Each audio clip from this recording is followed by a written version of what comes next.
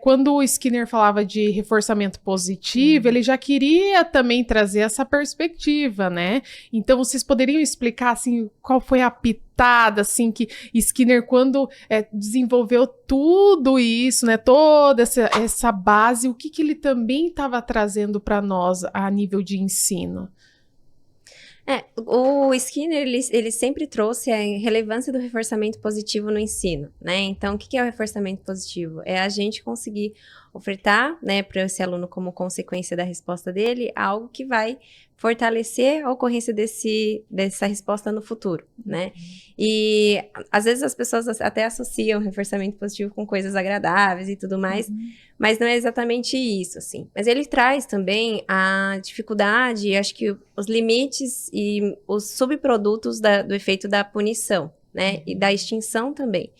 Que acho que é uma das coisas que talvez os analistas do comportamento tenham até um pouco associado essa questão da punição, né? Então, se você fala hoje com analistas do comportamento, é muito claro que eles sabem, tipo, que não deve se usar a punição, porque a punição tem esses efeitos, né? Efeitos colaterais como, por exemplo, raiva, né? Ou o aluno, ele fica só sobre a controle do agente punidor, então ele só não vai fazer aquela resposta se a pessoa que o puniu estiver lá, mas se essa pessoa virar as costas, por exemplo, ele vai continuar fazendo, né? E também tem o principal é que a punição não ensina uma resposta, né? Então, eu só digo para ele o que não fazer, mas eu não digo para ele o que fazer. E isso é fundamental, porque às vezes o aluno não tem no repertório dele, por exemplo, no exemplo da Carol, não consegue, ele nunca aprendeu na vida como pedir atenção de alguém. E se tratando de pessoas que têm autismo, principalmente, né, que é a nossa população, é ótimo que eles queiram a atenção de outras pessoas, né? A atenção social, eles querem atenção social, é o que a gente quer na nossa intervenção, né? Então, se finalmente seu aluno está respondendo porque ele quer a sua atenção, parabéns, é ótimo.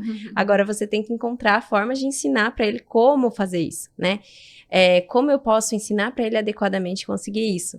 E se eu só puno essa resposta, ele nunca vai aprender sozinho, né? Eu preciso concretamente ensinar essas respostas para ele.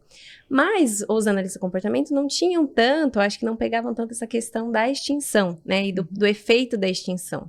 Então, pelo menos na nossa, eu posso dizer na nossa, porque a gente fez a mesma formação, na nossa formação, era passada a extinção assim, esse é um procedimento de extinção, né? Então, se o aluno está se comportando, por exemplo, está emitindo essa resposta porque ele quer sua atenção, a extinção seria não dar atenção. Se o aluno está emitindo essa resposta porque ele quer sair dessa atividade, uma extinção de fuga seria manter ele nessa atividade, né? Então, é descrito em termos muito de procedimentos mesmo. Esse é o procedimento. Mas não tinha uma reflexão de tipo, tá, mas qual é o efeito de usar esse procedimento? Se eu realmente fizer esse procedimento, o que vai acontecer? O que vai acontecer com o meu vínculo com o meu aluno? O que vai acontecer com ele enquanto ele vai querer estar lá comigo? Isso vai ser um ensino ainda baseado em reforçamento positivo? Ele vai estar lá na sessão porque ele quer ou porque eu não deixo ele sair? Né? E isso são mudanças muito sutis numa intervenção, mas que fazem toda a diferença. Né? Eu aprender meu aluno, né, dentro da sala e não deixar ele sair porque não acabou a hora da terapia, por exemplo, e ele querer ficar lá até o final da sessão, são coisas totalmente distintas, né?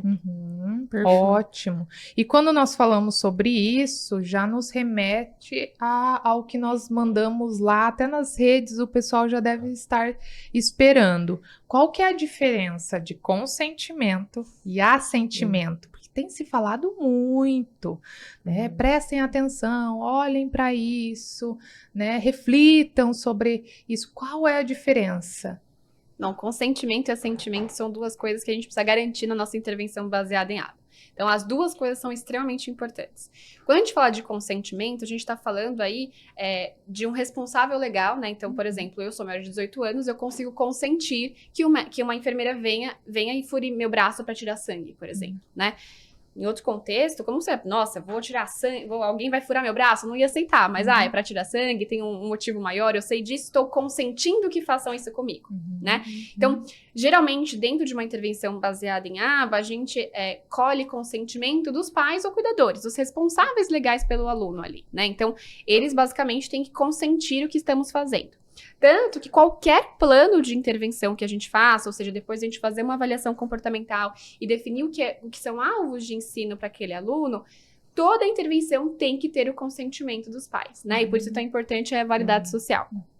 E quando a gente fala de assentimento, a gente está falando da concordância, né, do aceite daquela pessoa que não tem responsabilidade legal por ela mesma, mas está deixando você fazer aquilo com ela. Por exemplo, quando a gente está numa terapia com a criança, e a criança está engajada, motivada, querendo continuar na sala, não querendo sair. Ela quer estar lá com você, ela está te dando assentimento. A partir do momento que ela quer sair da sala, ela retirou o assentimento. Ela não quer mais fazer terapia, ela não quer mais estar com você. E essas são duas variáveis que a gente precisa considerar muito. O consentimento os pais estão concordando com o que eu estou fazendo, faz sentido, está de acordo com os valores deles. E o assentimento, que é a criança concordar efetivamente de estar comigo, estar curtindo comigo. E aí, quando ela retira o assentimento, a gente tem que pensar, putz, o que tá faltando na minha terapia? O que tá faltando na minha sessão? O que eu não coloquei no meu ambiente, o que eu não promovi para que ela queira estar junto comigo? Então, a grande diferença entre essas duas palavras é que consentimento tem a ver com os responsáveis legais autorizarem alguma coisa, e o assentimento tem a ver com a criança, né, o adolescente ou até adulto mesmo, que não é responsável legal, a concordar com aquilo que a gente está fazendo, né, com a nossa intervenção.